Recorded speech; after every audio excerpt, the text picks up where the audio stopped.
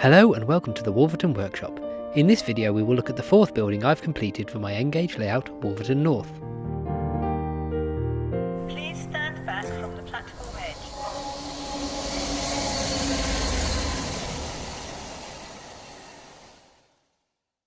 This time I'll be modelling the new cafe building at Bridgnorth station.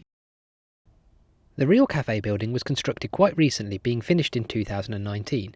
This meant I was able to get hold of the original planning documents and drawings. That made generating the 3D files a lot simpler. I started with a base plate that the whole building will sit on, and this also includes the outside seating area. Just like the first two buildings I completed for the layout, this one will have a strong inner shell that will include all the interior walls. On top of these walls will sit a roof section that will complete the inner shell. Fitted to this inner shell will be a set of detailed skins that include the bricks, doors, window frames, poster boards, tiles and guttering. On top of the roof will sit the 4 chimney stacks. Behind the building is a small metal bovvy that I will be printing as a single piece, and next to this is a brick bin store. Here is the inner shell parts all printed out. The walls then fit into a recess on the base unit. The roof was printed in 2 sections. First the flat section drops into place, and then the pitched roof slots in along the front of the building. These are all the resin printed skins that make up the pitched roof, front and rear walls, as well as the complete bovvy. I've added as much fine detail to these skins as I possibly could. Due to the size of my printer, these had to be printed out in sections. I used the guttering downpipes to cover the joints I couldn't otherwise hide in the corners. Hopefully this means they're not visible once the building is painted. I then gave the inner shell a light sanding to knock off some of the print lines before I glued on the skins and the chimneys. With almost all the external detail added and the outbuildings in place, it was beginning to look like the real thing. The details printed out amazingly, considering my resin printer isn't nearly as good as some of the modern machines currently available. It was then time to paint the exterior. This was by no means a simple task and took a considerable amount of time, but I really enjoyed the painting process. Transforming the plain grey plastic with the addition of colour really brings out the detail, and it's exciting to begin to see how the finished building will look. I then printed out a number of posters onto decal paper and applied these to the various notice boards along the front and sides of the building. It was at this point I added the external flooring, which needed to be installed before the building could be glued into place. I covered the terrace area and the alley behind the building with a thin printed sheet that replicates the block paving. These were painted prior to being glued into place. The area of the base that will form the cafe floor was sanded smooth before I glued down a section of printed tiles. Once this was installed, I glued down the walls to the base.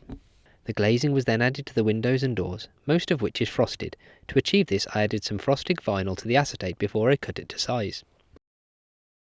It took me a while to figure out exactly what the roof covering looked like, but eventually I managed to find a good reference photo, so I added these printed skins which replicate the zinc cladding. Next, the bin store and the bovvy were glued into place. Fences were added between these along with the fence that runs along the edge of the terrace.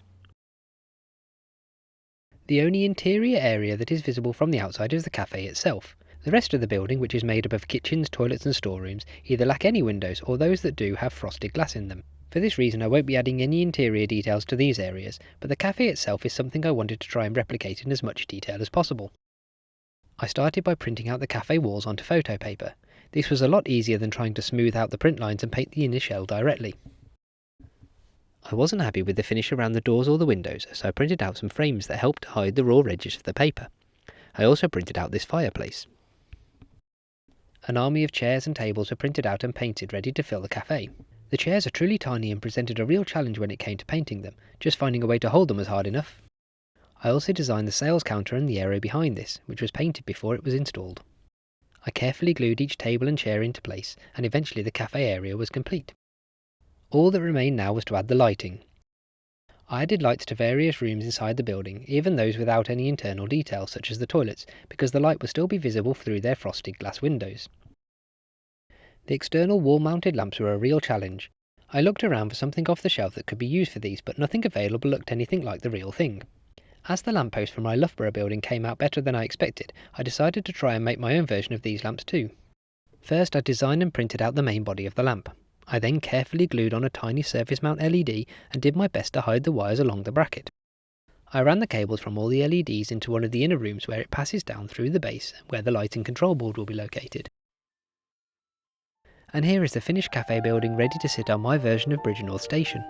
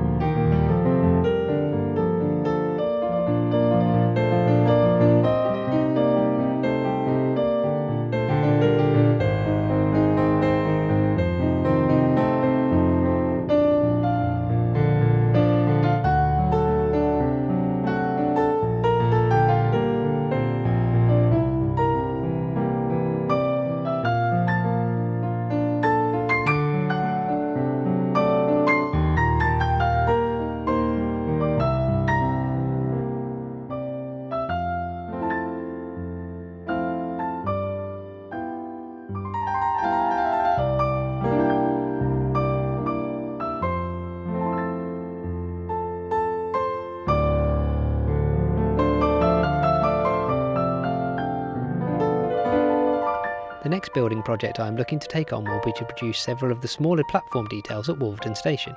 This includes the shelters and the footbridge.